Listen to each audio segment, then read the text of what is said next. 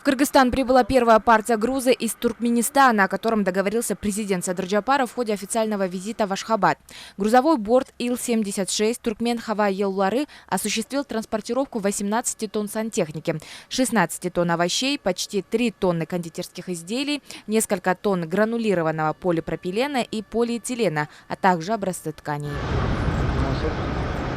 Стоит отметить, что 27 июня на площадке Кыргызско-Туркменского экономического форума были подписаны соглашения между деловыми кругами двух стран в рамках сотрудничества Кыргызского союза промышленников и предпринимателей и Союза промышленников и предпринимателей Туркменистана. Так были заключены контракты на поставку товаров на общую сумму более 21 миллиона долларов США. Прибытие груза означает, что реализация договоренности уже началась. Это не последний груз.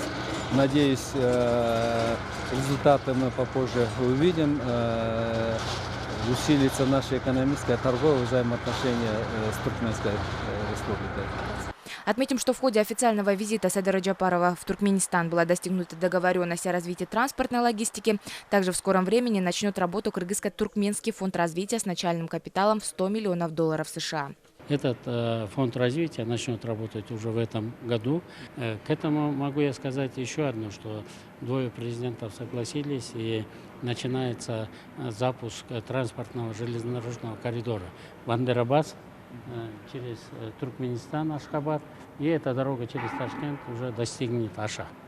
Вот все препятствия на этом пути убраны, бизнес начнет, я думаю, активнее участвовать в освоении этого транспортного коридора. Как мы знаем, самый близкий морской порт для Кыргызстана это был Бандер-Аббас.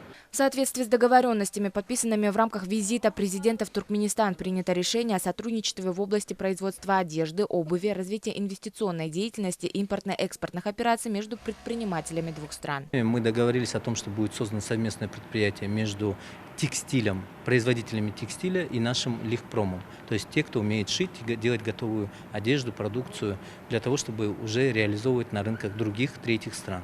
Между странами, открывшими новую страницу сотрудничества, в перспективе планируется строительство делового центра площадью 35 тысяч квадратных метров. В нем разместятся гостиница, кабинеты для бизнесменов и торгово-ориентированные площадки. Проект рассчитан на 15-17 миллионов долларов США. Кроме того, президенты двух стран договорились о строительстве центра отдыха в Иссыкульской области. Возведение пятизвездочного отеля начнется в начале августа. Потенциал государств, участвующих в реализации крупных проектов, будет и впредь укрепляться. Кыргызстан же придерживается многовекторного курса во внешней политике и готов к сотрудничеству со многими странами. Айтолкун Сулпоева, Чингис Токтурбекулы, ЛТР, Бишкек.